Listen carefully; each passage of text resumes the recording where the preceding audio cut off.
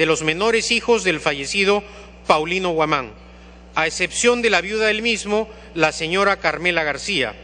A la fecha, el procurador del Ministerio de Defensa continúa haciendo gestiones para llegar a un acuerdo e indemnizar a la viuda lo más pronto posible. Siguiente pregunta. Preguntas en relación al escándalo López Meneses. Pregunta número 24. Diga usted si conocía y o mantenía o mantiene alguna relación o vinculación amical o profesional con el señor Óscar López Meneses o con su padre. Señor Ministro. Ya lo he señalado. No lo conozco ni mantengo ninguna relación o vinculación ni amical ni profesional con esa persona ni con su padre. ¿Por qué, si en teoría, según algunos sectores de la oposición, López Meneses tenía una llegada casi sin límites con algunos mandos del Ejército, se empleó la vía congresal para que a través de la Comisión de Defensa se solicite a mi despacho la asignación de una vacante adicional para intentar que su primo, el coronel en retiro Zapata Corrales, ascienda al grado de general, tal como fue difundido por un medio de prensa local. Esta situación no resiste el menor análisis y demuestra que López Meneses no ha tenido ni tiene la influencia con el actual mando del Ejército ni con el actual gobierno, como cierto sector de la oposición pretende demostrar. En el hipotético caso de que el señor López Meneses hubiese tenido influencia con el Ejército, no hubiese requerido hacer gestiones para que congresistas de la oposición intercedan por el ascenso de su primo, interfiriendo en el proceso de ascensos. Ciertamente,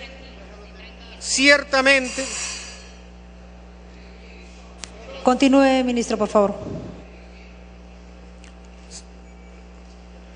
Pueden observar en la pantalla el oficio correspondiente. Ciertamente, quien habla, al recibir la solicitud de la Comisión de Defensa, respondió negativamente a dicho requerimiento mediante oficio número 889 de fecha 12 de septiembre de 2013, el cual pueden también apreciar en la pantalla. Gracias. Siguiente pregunta. Pregunta número 25. ¿Sabe usted a quién o qué se protegía en el condominio correspondiente al número 209 de la calle Batallón Libre de Trujillo, Santiago de Surco? ¿Sabe usted si se trató de una operación encubierta del gobierno, las Fuerzas Armadas o la Dirección de Inteligencia Nacional? ¿O es que era el trabajo extra de algún general de la Policía Nacional del Perú? Señor Ministro. No lo sé porque no es competencia del sector defensa. Las Fuerzas Armadas no participaron en operación encubierta alguna. Siguiente pregunta. Pregunta número 26. ¿Cuál es su versión de los hechos con respecto al escándalo del resguardo ilegal a favor de la familia López? Señor Ministro. La versión que ha dado el gobierno y que es de dominio público. Siguiente pregunta. Pregunta número 27. ¿Usted considera que las declaraciones del presidente Ollanta Humala del lunes 19 de noviembre fueron adecuadas a su cargo de presidente de la República? Señor Ministro. La fecha lunes 19 de noviembre del año 2013 es inexistente. Siguiente pregunta. Pregunta número 28. Diga usted cómo es verdad que las declaraciones brindadas por el presidente Ollanta Humala el lunes 18 de noviembre han provocado una crisis política innecesaria. Señor Ministro. Esa es una interpretación de la oposición que respeto, pero con la cual, naturalmente, no coincido. Siguiente pregunta. Pregunta número 29. Existiendo por lo menos dos versiones en el escándalo López Meneses y estando a lo ejecutado en los últimos días por el régimen, ¿cree usted la versión de la Policía Nacional del Perú? Señor Ministro. Este actualmente no es un problema de creencias. Como hombre de derecho, confío que el Poder Judicial aclarará los hechos. Estando en giro un proceso judicial, resultaría temerario de mi parte adelantar opinión. Siguiente pregunta. Pregunta número 30. Diga usted, como ministro de Defensa y encargado de la Dirección Nacional de Inteligencia DINI, si el ex capitán Iván Kamisaki, experto en espionaje electrónico, en manejo de redes y hombre de confianza de Villafuerte, tuvo o tiene actualmente alguna relación con el señor Óscar López Meneses. Señor ministro. Señorita Presidenta, como es de dominio público y de acuerdo al orden jurídico vigente, el ministro de Defensa no es el encargado de la Dirección Nacional de Inteligencia DINI. Según el decreto legislativo 1141, la DINI se encuentra adscrita a la presidencia del Consejo de Ministros.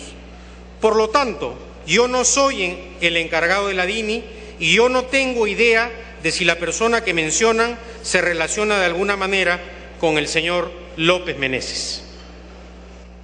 Siguiente pregunta. Pregunta número 31. Diga usted, como encargado del DINI y de la contratación de su personal, ¿cuántas personas contratadas y reclutadas especializadas en las labores de inteligencia e investigación vienen del SIN de Vladimiro Montesinos? Señor ministro. Señorita Presidenta, reitero, el ministro de Defensa no está encargado de la DINI, razón por la cual no me compete dar cuenta de su manejo. Siguiente pregunta. Pregunta número 32. Señor ministro, ¿existió coordinación con el jefe del Comando Conjunto de las Fuerzas Armadas previamente a las declaraciones efectuadas respecto de la vigilancia en el domicilio del señor Óscar López Meneses? Señor ministro. No existió coordinación, simplemente hubo una solicitud del vicealmirante en retiro José Cueto Acerbi, entonces jefe del Comando Conjunto de las Fuerzas Armadas, para declarar con el fin de defender su honra personal y yo se la otorgué. Siguiente pregunta. Pregunta número 33. Señor ministro, ¿es normal que el jefe del Comando Conjunto de las Fuerzas Armadas solicite resguardo policial a su vivienda? Señor ministro. Solamente en situaciones excepcionales, como consecuencia del ejercicio de su función y de amenazas recibidas por su lucha contra el terrorismo y el narcotráfico, se puede solicitar protección policial temporal al jefe del Comando Conjunto de las Fuerzas Armadas y dicha solicitud debe ser evaluada por el mando policial. Siguiente pregunta.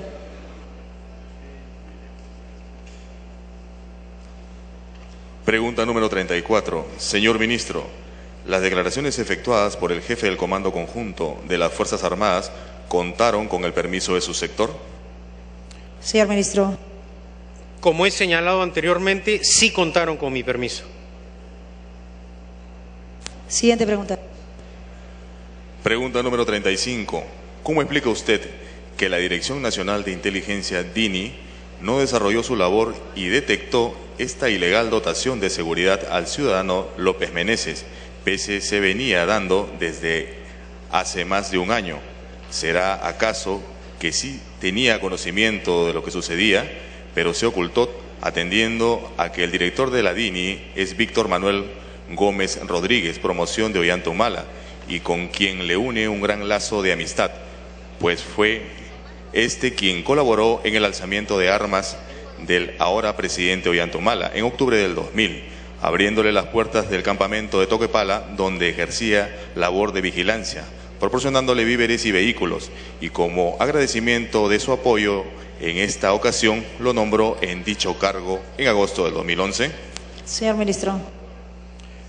Como he indicado en las respuestas a las preguntas número 30 y 31, la Dirección Nacional de Inteligencia, de acuerdo al decreto legislativo 1141, se encuentra adscrita a la presidencia del Consejo de Ministros, razón por la cual no me compete legalmente responder sobre temas de la DINI. Siguiente pregunta. Pregunta número 36. ¿Usted coincide con lo señalado por el presidente de la República de que todos estos sucesos tienen como origen un caso aislado de corrupción policial en la que se vieron involucrados altos mandos de la Policía Nacional? ¿Conoce las pruebas que corroboran esta aseveración? ¿Puede enumerarlas? Señor Ministro. Respaldo la declaración del presidente de la República, naturalmente. No conozco las pruebas del caso, salvo como cualquier ciudadano a través de lo informado por los medios de comunicación, por cuanto no son competencia del sector defensa, sino que corresponden al sector interior. Estando un proceso judicial en giro, supongo que las autoridades competentes harán una evaluación de los hechos acontecidos. Siguiente pregunta. Preguntas en relación a ascensos militares. Pregunta número 37.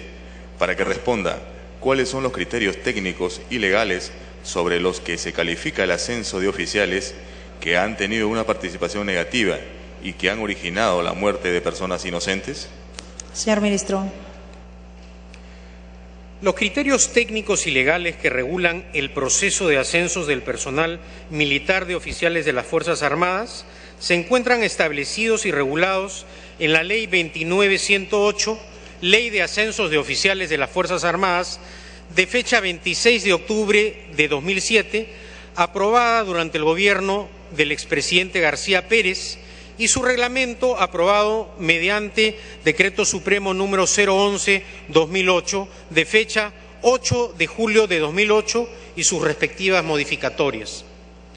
Fundamentalmente, una junta de evaluación realiza una revisión del 1. Tiempo de servicio real y efectivo del oficial en el grado militar. 2. Aptitud psicosomática. 3. Aptitud profesional. Y 4. Aptitud disciplinaria.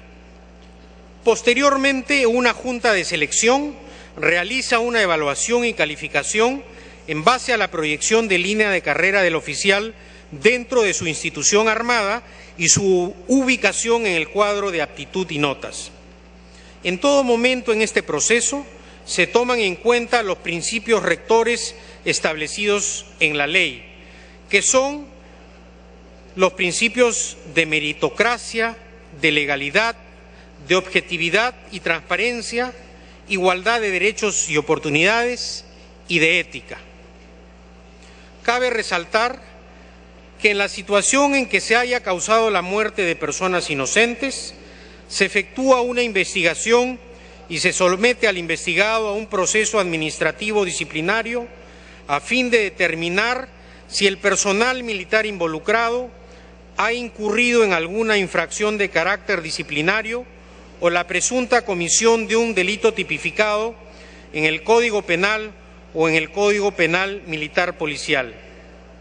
En el caso que los presuntos hechos tengan connotación de responsabilidad penal, el investigado es denunciado a la Justicia Militar Policial o al Fuero Común, según corresponda, siendo los órganos jurisdiccionales de los mismos quienes asumirán la competencia hasta la conclusión del proceso. En atención a dicho marco legal, el proceso de ascensos cada año se inicia el 1 de enero y concluye el 31 de diciembre del mismo año. Para ello, la segunda quincena de junio de cada año, las direcciones de personal efectúan la publicación de la relación de los oficiales aptos disciplinariamente para postular al ascenso. En ese sentido, para que un oficial no cumpla con el requisito de aptitud disciplinaria establecido en la ley, tendría que haber recibido una sanción disciplinaria de postergación del ascenso, dispuesta mediante una resolución o tener una sentencia judicial condenatoria consentida y ejecutoriada en su contra por la comisión de un delito doloso con una pena mayor de 2 años. Siguiente pregunta. Pregunta número 38.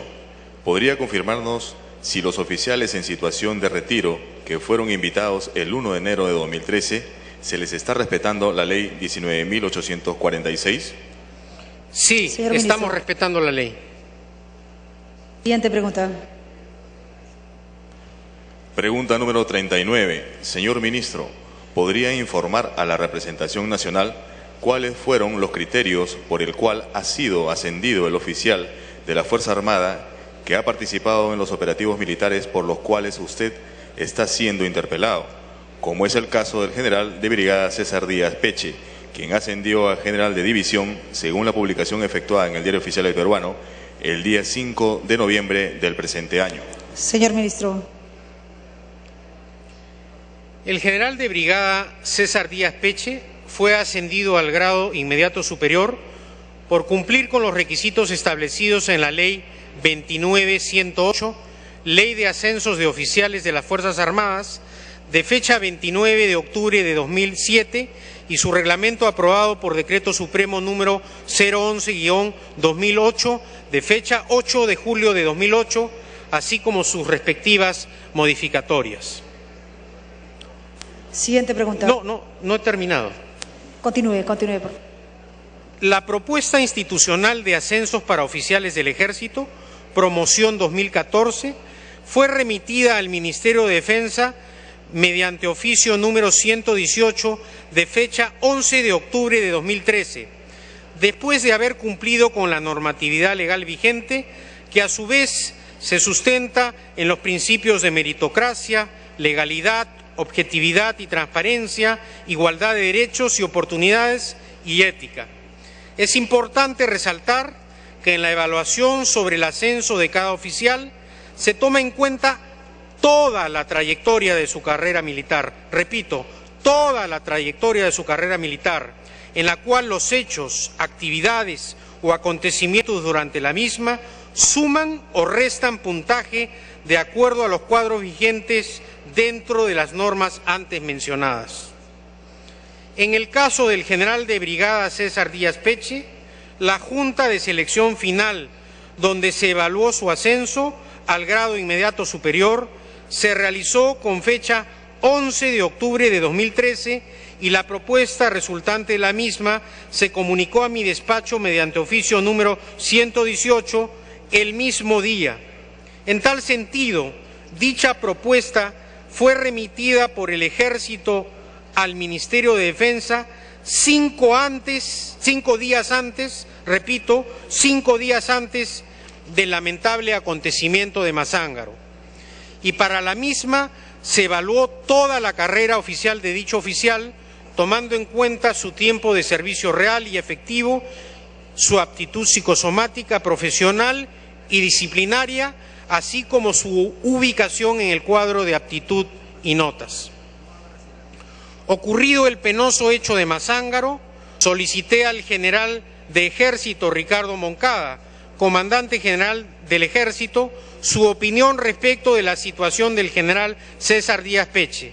El general Moncada me manifestó en esa oportunidad que se debía respetar la decisión institucional adoptada. Esa postura, por lo tanto, yo la respaldé.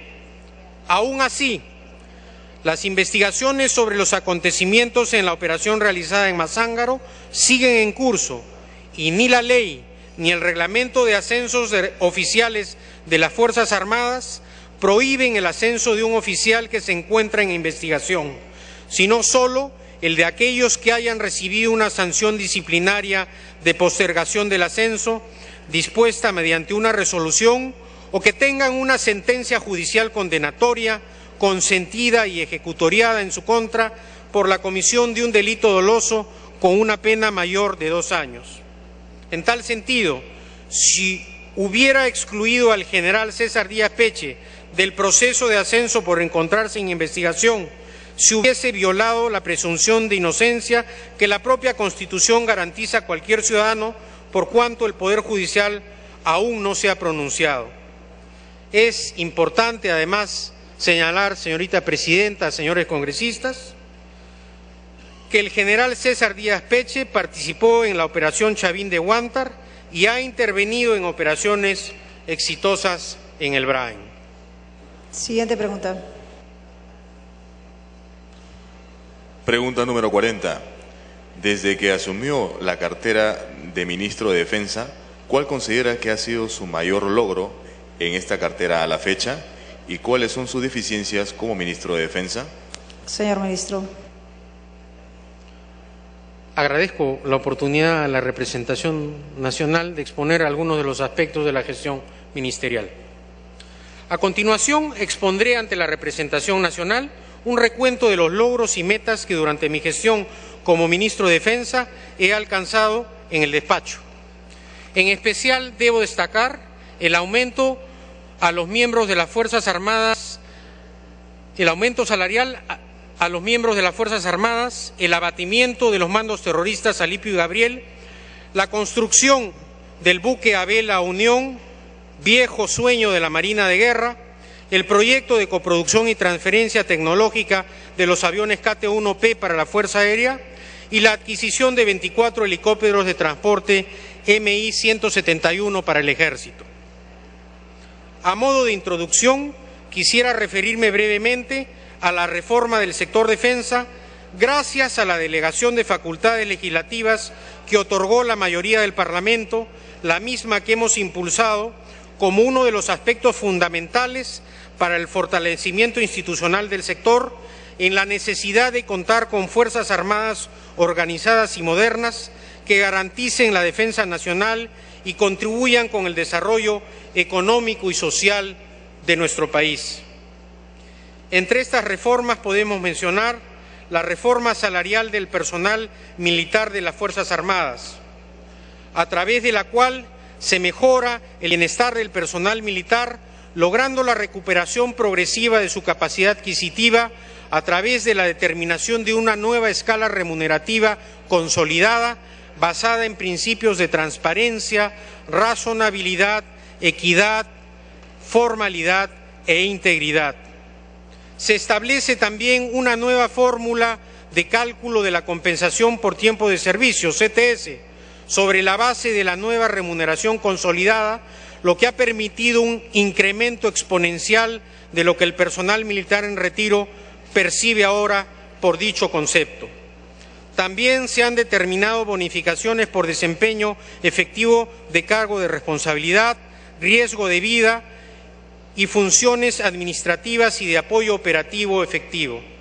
A la fecha, se ha beneficiado a todo el personal de las Fuerzas Armadas, logrando al año 2013 un aumento de hasta un 24% en las remuneraciones para el caso del personal de oficiales y del 26% para el caso del personal subalterno. Reforma previsional del personal militar de las Fuerzas Armadas. Se ha mantenido la caja de pensión militar policial tal como se prometió y ahora está por vez primera en su historia bajo el mando de un directorio íntegramente de técnicos especializados en materia previsional. A la fecha se viene beneficiando a más de 100.000 pensionistas de las Fuerzas Armadas con incrementos en sus pensiones que van desde el 24% para el caso del personal de oficiales y del 26% para el caso del personal subalterno. Modernización de las Fuerzas Armadas. Se han establecido las bases para que en el corto, mediano y largo plazo las Fuerzas Armadas continúen con el proceso de modernización y con capacidad de respuesta eficaz. Se determinan detalles de los lineamientos y acciones a seguir por el Comando Conjunto de las Fuerzas Armadas, las instituciones de las Fuerzas Armadas y los organismos públicos ejecutores del sector. La nueva Ley de Organización y Funciones del Ministerio de Defensa precisa la competencia específica y las funciones rectoras del Ministerio de Defensa, lo cual facilitará, de acuerdo a las demandas, el cumplimiento de la visión, misión y objetivos del sector. Creación de la Agencia de Compras.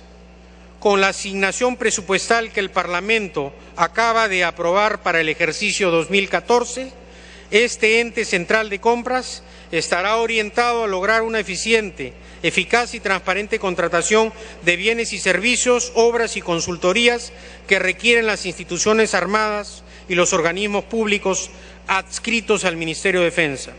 A la fecha ya se encuentra aprobado el Reglamento de Organización y Funciones, el Manual de Organización y Funciones y el Cuadro de Asignación de Personal. reformulación de las leyes de las instituciones armadas y Comando Conjunto de las Fuerzas Armadas. Se ha delimitado la competencia específica del Comando Conjunto de las Fuerzas Armadas y de las instituciones armadas, lo cual también facilitará el cumplimiento de la visión, misión, objetivos y la propia gestión del Comando. Respecto a las acciones que se vienen desarrollando en apoyo a las operaciones militares en el BRAEM, podemos mencionar que la estrategia conjunta que se viene aplicando entre las Fuerzas Armadas y la Policía Nacional en el campo de la inteligencia ha mostrado resultados concretos, capturando importantes cabecillas del remanente del grupo terrorista Sendero Luminoso y también importantes colaboradores de la nefasta alianza entre el narcotráfico y el terrorismo. Prueba del trabajo eficaz y conjunto de inteligencia de las Fuerzas Armadas y de la Policía Nacional fue el importante abatimiento de los dos peligrosos terroristas que eran cabezas del mando militar de Sendero Luminoso, Gabriel y Alipio. Para fortalecer el apoyo de aquellos peruanos que vienen luchando para culminar el proceso de pacificación en el país, hemos venido tomando las siguientes acciones. Se suscribieron contratos a fines del año 2012 con proveedores locales para la instalación de 6 bases contraterroristas, cuya finalidad es la de mejorar las condiciones de habitabilidad de nuestros efectivos militares que operan en el Comando Especial de los Valles de los Ríos Apurímac, N y Mantaro. Estas bases son las de Yuveni, Quepachato, Yochegua, Incahuasi, Puyura y Quillabamba, las mismas que se han concluido a fines del año 2013. Con la finalidad de fortalecer el sistema de vigilancia aérea en apoyo a las operaciones militares en el Comando Especial de los Valles de los Ríos Apurímac, N y Mantaro, se inició la implementación de la tercera plataforma aérea C-26 a fin de proporcionar información aérea táctica. Se concluyó con la construcción de la estación naval de la frontera del Estrecho en el río Putumayo, la misma que inició sus operaciones en el año 2012 y cumple la labor de salvaguardar la frontera y realizar constantes operativos para erradicar las actividades ilícitas como el narcotráfico, la minería ilegal, trata de personas, las operaciones de interdicción ribereña, entre otros. En el 2012 también se iniciaron las operaciones en la estación naval de Pichari, que es la sede del componente fluvial del Comando Especial de los Valles de los ríos Apurímac, N y Mantaro, facilitando el desarrollo de las operaciones militares contra el narcotráfico, terrorismo y otros ilícitos en las provincias de Satipo, La Convención y Huanta. Cabe indicar que en el año 2013 se culminó el proyecto con el reforzamiento de las rampas para los overcraft, con la finalidad de brindar un mínimo de mantenimiento a los sistemas de armas, así como recuperar progresivamente la capacidad operativa de las mismas. El Comando Conjunto de las Fuerzas Armadas determina con criterios operacionales las principales adquisiciones estratégicas que resultan necesarias contratar, las mismas que pasaron por la autorización previa del Consejo de Seguridad Nacional. A continuación pasaré a mencionar brevemente las principales adquisiciones que se han realizado en el año 2012 para el mantenimiento y recuperación operativa.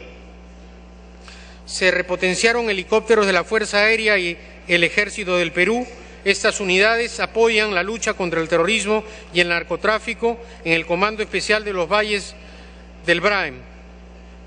Se contrató la adquisición de equipamiento mecánico que conforman batallones de ingeniería con la finalidad de dar soporte logístico en la lucha contra el terrorismo y el narcotráfico en el BRAEM, y también dieron apoyo social en Pisco.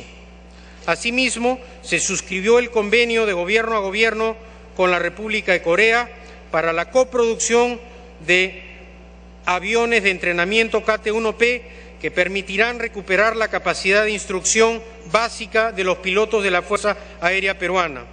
De un total de 20 aviones, las 4 primeras aeronaves se están produciendo en Corea con la participación de personal de la Fuerza Aérea del Perú, y los 16 aviones restantes serán coproducidos en el Perú con la modernización de los hangares que ya ha sido culminada. Se estima que en 8 meses estarán llegando al Perú las primeras 4 aeronaves coreanas. En el CIMA de Iquitos se concluyó con la construcción de una moderna cañonera fluvial, la misma que desde noviembre de 2013 se unió al combate contra el terrorismo y narcotráfico en la zona de selva, realizando misiones de patrullaje en ríos y operaciones antidrogas y contraterroristas. Asimismo, se inauguraron las patrulleras guardacostas Casma y Tortugas, primeras de un lote de 8 patrulleras que están siendo ensambladas en Cima Chimbote y preparadas para combatir el contrabando y otros ilícitos. Se suscribió también con los servicios industriales de la Marina para la construcción del buque Escuela B La Unión, que servirá para la instrucción de cadetes navales y alumnos del Centro de Instrucción Técnica Naval CITEN, con la finalidad de realizar estudios de navegación, oceanografía, biología marina, entre otros. Actualmente este buque ya se encuentra en proceso de construcción y Dios mediante será lanzado el mes de julio de este año. Después de 25 años y con la participación de efectivos militares y civiles pertenecientes al Ministerio de Defensa y otros sectores, el buque de investigación Humboldt llevó a cabo la expedición Antar 21, que llegó a la base Machu Picchu ubicada en la Antártica, la cual inició sus actividades de finales del mes de diciembre de 2012, retornando al puerto del Callao en el mes de marzo de 2013. En el continente blanco realizaron trabajos científicos de manejo ambiental, actividades meteorológicas y restablecimiento de puntos geodésicos.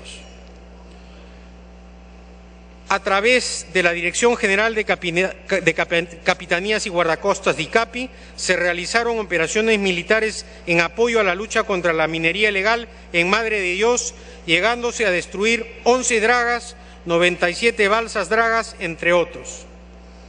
En lo que se refiere a la ejecución de la política de bienestar a favor del personal militar, durante el año 2012 se puede resaltar la entrega de 225 viviendas en el marco del programa de vivienda Héroes de San Juan y Miraflores, dirigido al personal del Ejército del Perú, en especial a los que combatieron al narcoterrorismo en el Comando Especial de los Valles de los ríos Apurímac, Ene y Mantaro.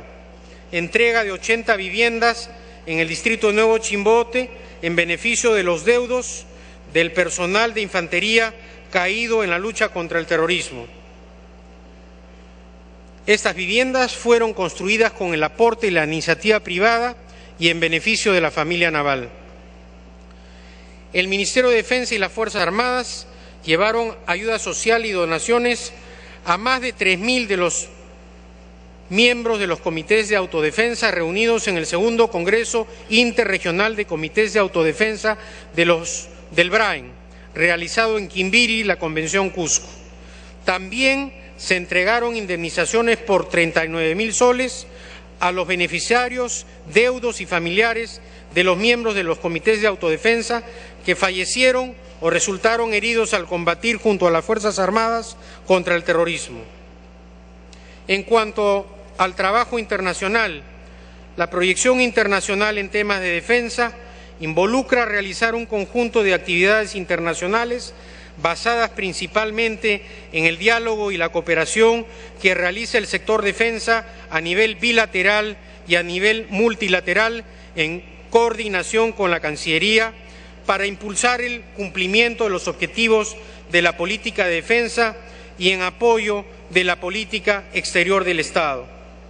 Todo ello se enmarca en el establecimiento de alianzas estratégicas que se vienen efectuando con algunos países del exterior, como son Colombia, Brasil, Ecuador, Estados Unidos, Canadá, Francia, Corea, Italia y Rusia, entre otros. En el marco de estas acciones se efectúan visitas de autoridades de alto nivel del Ministerio de Defensa y altos oficiales de las Fuerzas Armadas, así como la recepción de autoridades homólogas de otros países, contribuyendo a promover y estrechar el diálogo político y estratégico. En lo que se refiere a mecanismos de confianza mutua, en noviembre del 2012, en reunión de viceministros de Defensa y cancilleres de Perú y Chile llevada a cabo en Lima, se reactivó el Comité de Seguridad y Defensa, COSEDE. En dicho evento se trataron temas de seguridad y defensa con el fin de consolidar un verdadero clima de confianza mutua y reafirmar la voluntad de cooperar en proyectos de interés común. El instrumento de cooperación industrial y tecnológica en el ámbito de la defensa busca la contribución al desarrollo y consolidación de sectores industriales estratégicos. En el caso del Perú, es prioritario que las relaciones de cooperación y equipamiento de las Fuerzas Armadas con otros países tengan un importante componente de transferencia tecnológica. En ese sentido, podemos resaltar el convenio de cooperación bilateral entre las empresas navales CIMA y Astinave de Ecuador para desarrollar proyectos conjuntos, algo impensable en el pasado. En Lima, también en noviembre de 2012, se suscribió un contrato de gobierno a gobierno, como ya he mencionado anteriormente, con la República de Corea, a fin de coproducir 20 aeronaves de instrucción. En el marco de las actividades para fortalecer el liderazgo peruano regional, hemisférico y global, en Punta del Este, Uruguay, se llevó la reunión de la Conferencia de Ministros de Defensa de las Américas, donde el Perú fue elegido como país anfitrión para la 11ª conferencia que se realizará este año en Arequipa entre el 12 al 14 de octubre. La Conferencia de Ministros de Defensa de las Américas es un foro hemisférico que busca enfrentar los retos comunes y preservar la paz en América y la cooperación. En el Uruguay, durante la 10ª Conferencia de Ministros de Defensa de las Américas, el ministro de Defensa de Chile y quien habla ratificamos el compromiso de respetar el fallo de la Corte Internacional de Justicia de La Haya sobre el diferendo de límites marítimos entre ambos países. El Perú asumió también la presidencia del Consejo de Defensa Sudamericano de la Unión de Naciones Sudamericanas, UNASUR. En Lima se realizó la 4ª reunión ordinaria de ministros que recibió a todos los ministros de los países miembros de UNASUR. Continuando con las mejoras en cuanto a habitabilidad y equipamiento de bases contraterroristas en apoyo a las operaciones en el BRAEM, se vienen culminando la instalación de 6 bases contraterroristas contratadas a fines del año 2012. La base de Quillabamba, de Pucyura, Unión Mantaro, Incahuasi, Yuveni y Quepachato. Tenemos proyectado este año construir otras 10 bases contraterroristas. Respecto a las acciones que se vienen realizando para el mantenimiento y recuperación de la capacidad operativa, responden a los planos de mediano y largo plazo que los institutos armados presentan dentro de la priorización que efectúa el Comando Conjunto de las Fuerzas Armadas con aprobación del Consejo de Seguridad Nacional. Con la finalidad de incrementar la capacidad de control y vigilancia costera de las capitanías, se vienen construyendo patrulleras de costa en el Cima Chimbote, ya se inició la construcción de un remolcador y 2 lanchas de práctico, y hasta la fecha se han entregado 14 patrulleras de costa, 6 en el año fiscal 2012 y 8 en el año fiscal 2013, planeándose incluir 20 unidades adicionales. En el año fiscal 2013 también entró en operaciones la 2ª cañonera fluvial diseñada y construida por el CIMA Iquitos, ratificándose el compromiso que tiene el Estado y la Marina de Guerra, especialmente con la región amazónica, garantizando su seguridad y apoyando su desarrollo.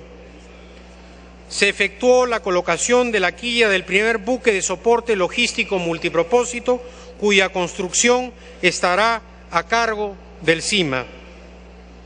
Esta unidad permitirá a los efectivos navales prestar ayuda inmediata de búsqueda y rescate, soporte logístico y médico en cualquier escenario, y realizará también apoyo al sistema de defensa civil y operaciones helitransportadas.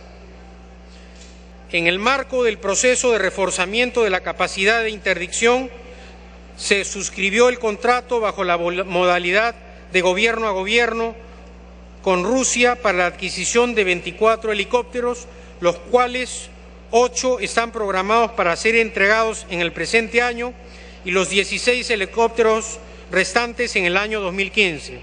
Asimismo, se suscribió el acuerdo OPSET, mediante el cual se instalará en el Perú un centro regional de reparación de helicópteros, fabricación de componentes y recepción de un simulador de vuelos de última tecnología para toda América Latina. Respecto a los avances en el fortalecimiento de la industria militar, podemos señalar los principales proyectos en ejecución y los que se ejecutarán a cargo de las empresas del sector. Construcción de remolcadores para Colombia. El CIMA Callao ha concluido la construcción de los remolcadores Sierra Nevada, Magdalena, Gaira y Tayrona para una empresa que opera también en Chile. Las embarcaciones servirán como apoyo portuaria en la isla de Santa Marta. El monto total del contrato es por 68 millones de soles. Construcción de 4 barcazas para Panamá. Por tercera vez consecutiva, el CIMA ganó una licitación pública internacional convocada por la Autoridad del Canal de Panamá, esta vez para la construcción de 4 barcazas de doble casco para transportar combustible, por un monto aproximado de 8 millones de dólares. Su construcción se realizará en un plazo de 18 meses, estando fijada su entrega para el 28 de marzo de este año. Construcción del puente Ubiriqui.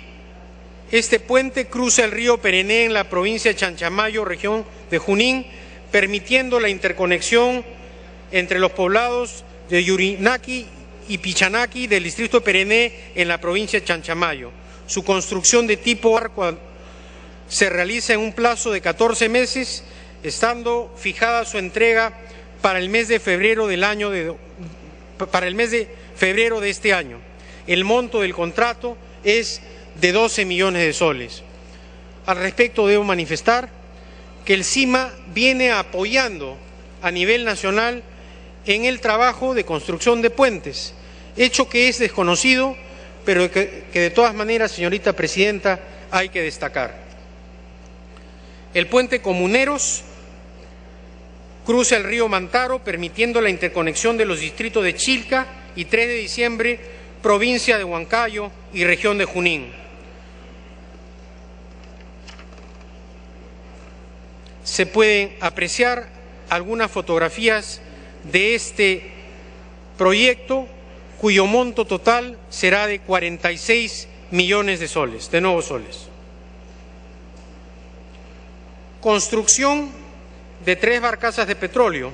El CIMA Iquitos viene construyendo 3 barcazas para transporte de petróleo de doble casco para transportar combustible por un monto aproximado de 13 millones de nuevos soles. Su construcción se realizará en un plazo de 14 meses, estando fijada su entrega para el mes de noviembre próximo, Dios mediante. Construcción de embarcadero flotante, contratado al CIMA Iquitos por la empresa Perenco Perú por un monto de 7 millones de soles y que se encuentra la ejecución demorará un plazo de 6 meses. Asimismo, debo remarcar que la Marina de Guerra incorporó la nueva patrullera Río Italia, que cumplirá misiones de interdicción contra el tráfico ilícito de drogas y fortalecerá la lucha contra las drogas en la región Loreto. La construcción estuvo a cargo del CIMA y fue financiada por Devida por un monto de 2.200.000 soles. Personal especializado de la Dirección de DICAPI de Puerto Maldonado se sumó a la Policía Nacional y a la Fiscalía Provincial Ambiental de Madre de Dios para desactivar 10 balsas dragas y 14 motores de gran capacidad usadas en esta actividad fuera de la ley. Entre las principales acciones orientadas al bienestar del personal, podemos resaltar que se continuó con la entrega de viviendas a favor del personal militar. Entre los beneficiarios se encuentran personal discapacitado por acción en armas, viudas y deudos del personal militar. Podemos mencionar, por ejemplo, entrega de 40 casas en la Villa Militar de Chorrillos, entrega de 100 departamentos en San Juan de Miraflores, entrega de 98 viviendas en la urbanización La Estancia de Lurín. También se inauguraron nuevas casas de servicio para la Villa Naval de Tumbes para el personal subalterno de la Marina. Este conjunto habitacional consta de 48 departamentos y existe el compromiso para continuar con esta clase de construcciones. En el campo social se adquirieron equipos médicos para el Hospital Militar Central del Ejército, se remodeló la rotonda y la unidad de cirugía del Hospital Militar. Del mismo modo, se realizaron mejoras en el Centro Médico Naval, adquiriéndose equipos de tecnología de punta. Con el propósito de brindar capacitación técnica a aquellos jóvenes que culminan su servicio militar voluntario, el Instituto Superior Tecnológico de las Fuerzas Armadas instruirá en áreas técnicas de competencias necesarias que les permita insertarse en el mercado laboral. Se encuentra en proceso de contratación la ejecución del proyecto de inversión pública del Instituto Tecnológico de las Fuerzas Armadas, cuyo costo total es de 226.734.649 nuevos soles, y cuando concluya su ejecución contemplará el funcionamiento de 12 carreras técnicas. El año 2013 se contrató la ejecución de la primera etapa por 60 millones de nuevos soles, iniciándose la construcción e implementación inicial de ambientes para 5 carreras que son electrónica industrial, construcción civil, computación e informática, mecánica de producción y mecánica automotriz. En el marco de las labores de acción cívica y apoyo al desarrollo se puede resaltar el lanzamiento de la primera plataforma itinerante de acción social Río Napo, y se tiene proyectada construir otras 12, una de las cuales irá a navegar al lago Titicaca. De esta manera, la Marina de Guerra llevará los programas sociales del Estado a los pueblos más apartados de la Amazonía.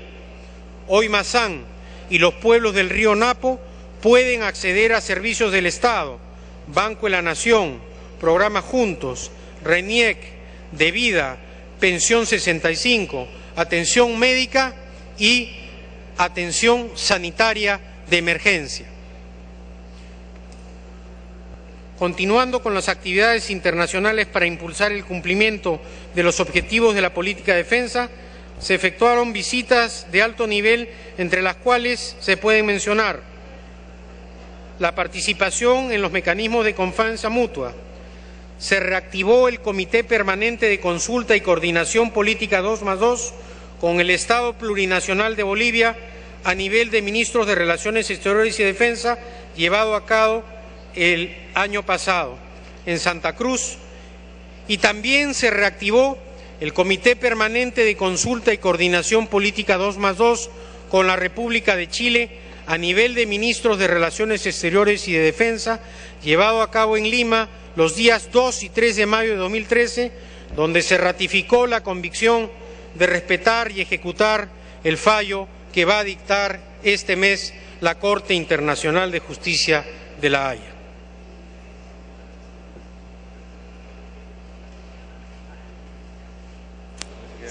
Siguiente pregunta.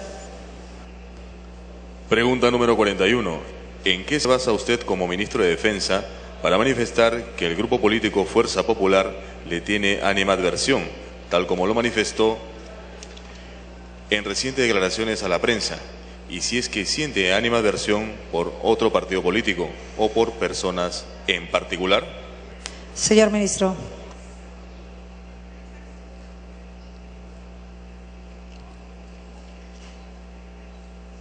Dejo esta pregunta para que los ciudadanos se contesten a sí mismos. Muchas gracias. Habiendo concluido el señor ministro de Defensa con absorber las preguntas del pliego interpelatorio, se va a dar inicio al debate. Hacemos una invocación a todos los presentes para que se guarde el nivel que la ciudadanía se merece. Congresista Mauricio Mulder.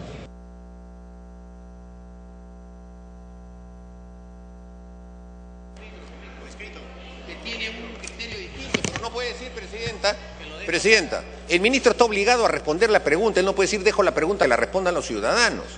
Eso es un acto de soberbia, eso es un acto de desplante al Parlamento. Que conteste lo que quiera, pero que conteste, presidente, porque las preguntas se hacen justamente para que las conteste, salvo que tenga vergüenza de hacerlo. Señor ministro. Señorita Presidenta, el congresista Mulder no está de acuerdo con mi respuesta, que es diferente, pero yo he procedido a responder. Pero sin embargo, respondería lo siguiente. De Haya de la Torre destaco su honestidad. Murió pobre, en la misma casa de siempre. No se enriqueció. Eso destaco de Haya de la Torre. Y no es la primera vez que lo digo en el Parlamento Nacional. Eso es todo lo que tendría que decir. Muchas gracias. Tenemos rol de oradores, por favor, congresistas. Vamos a tratar de mantener el nivel y la calma en un proceso de interpelación que va a durar varias horas. Tiene la primera palabra, de acuerdo al rol, el congresista Becerril.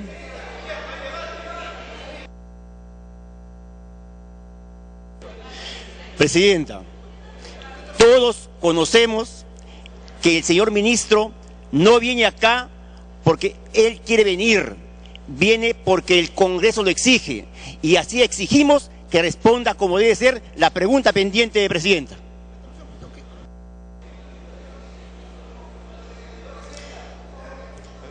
Congresista Elías. Señora Presidenta, colegas parlamentarios, no ha distinguido durante estos años precisamente la diplomacia, el trato muy amable con la gente de al frente por parte del señor ministro, que el día de hoy constitucionalmente viene interpelado ante este poder del Estado. Señor ministro, con mucho respeto, pero con aquí mucha firmeza, usted debe contestar todas las respuestas que han sido planteadas. Y qué bueno que usted reconozca esa honradez del fundador del partido y del pueblo peruano, un gran hombre. Pero sírvase usted no faltar el respeto a la representación nacional y contestar la última respuesta de su interpelación. A ver, señores congresistas, el ministro ha dado su respuesta. ¿Estén de acuerdo o no estén de acuerdo o no estén de acuerdo? Es tema del debate. Estoy hablando. Estén de acuerdo o no estén de acuerdo, si para ustedes no ha respondido, es tema del debate. Yo les pido comenzar con el debate. Tiene la palabra el congresista Becerril.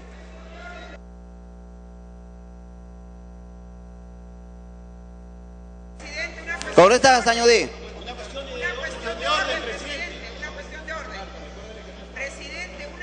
Congresista Gazañudí, después la cuestión de orden de la congresista Chávez. Muchas gracias, presidente. Presidente, no es que nosotros no querramos contestar todas las preguntas. Claro que sí, hay toda la buena voluntad. No sé si me dejan hablar, por favor.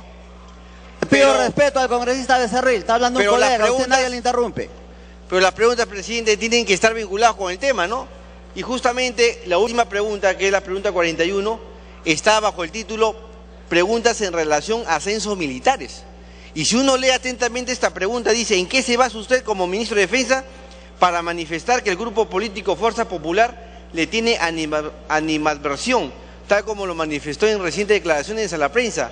Y es que siente animadversión por dos partidos políticos, personas en particular. Esa es una pregunta totalmente subjetiva que no tiene nada que ver con el título, que es justamente en relación a los ascensos militares. Esto de un proceso judicial hubiera sido declarado impertinente. Nosotros hemos venido acá, y el ministro también acá, para absolver todas las preguntas y para decirle al país justamente sobre todos los temas vinculados al sector defensa, y no para estar contestando preguntas subjetivas que muchas veces atentan justamente contra la persona, contra las personalidades que justamente han venido acá a absolver las preguntas de la mejor manera, tal como lo ha hecho el ministro de Defensa. Por eso, señor presidente, yo pido a la representación nacional que este debate sea un debate alturado, un debate donde haya intercambio de ideas, justamente con la finalidad de mejorar. Tiene la palabra el congresista Becerril. Congresista Becerril, le pido intervención a la congresista Chávez. ¿Le concede? Presidente, ¿Le concede la interrupción? no pide interrupción, presidente, pide una cuestión de orden. Le voy a dar la cuestión de orden a través de una interrupción suya. Congresista Chávez tiene el uso de la palabra.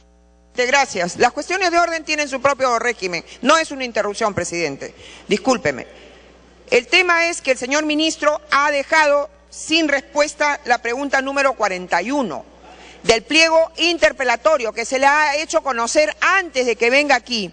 Y el señor ministro, si pretende, y los defensores del señor ministro, como es el congresista que me ha antecedido, pretende decir que es una pregunta impertinente porque tiene una cuestión subjetiva, pues lo subjetivo fue la declaración que ha originado esta pregunta. El señor ministro de Defensa, ante los medios de prensa, señaló que Fuerza Chávez, Popular, la cuestión de orden, porque es parte del debate. Estoy planteando, entonces estoy sustentando la cuestión de orden. Entonces, presidente, ante una intervención de carácter político que hace un ministro que es un funcionario político, la pregunta que se le ha hecho en este pliego interpelatorio puede tener contenido político porque su declaración fue política. Por lo tanto, el argumento de que por ser una pregunta de carácter político, ante una intervención de carácter político pública del ministro, que además es político, funcionario político, no puede ser la de decir simplemente dejo eso para que lo responda el público. Tiene que responder. Es una pregunta que ha quedado sin respuesta, presidente. No es que no estemos de acuerdo con lo que ha dicho, porque ha respondido en el fondo